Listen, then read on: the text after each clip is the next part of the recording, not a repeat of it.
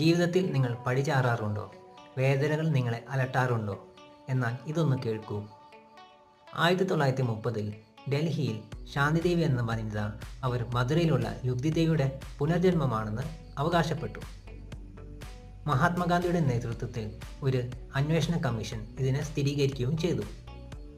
ഇവിടെ പുനർജന്മം ഉണ്ടോ ഇല്ലയോ എന്നല്ല കാര്യം, മറിച്ച് നിങ്ങളുടെ ഇന്നത്തെ ചിന്തകളാണ് നിങ്ങളുടെ നാളത്തെ ഭാവിയെ രൂപപ്പെടുത്തുന്നത്. അത് ആരോഗ്യമാകട്ടെ, സാമ്പത്തികമാകട്ടെ, ബന്ധങ്ങളാകട്ടെ, നിങ്ങളുടെ ജോലിയാകട്ടെ, എല്ലാം എങ്ങനെ സംഭവിക്കുമെന്നത് നിങ്ങളുടെ നിയന്ത്രണത്തിൽ ആകണമെന്നില്ല. പക്ഷേ നിങ്ങളുടെ വിധിയുടെ ദിശ നിങ്ങൾക്ക് സ്വാധീനിക്കാനാകും. ഈ കാര്യങ്ങൾ മനസ്സിൽ വെച്ചുകൊണ്ട് നിങ്ങളുടെ ഇന്നത്തെ അവസ്ഥയ്ക്ക് കാരണമായ ചിന്തകൾ ഏതൊക്കെയാണെന്ന് രേഖപ്പെടുത്തുക. വരും വീഡിയോകളിൽ നമുക്ക് അതിനെ പരിശോധിക്കാം.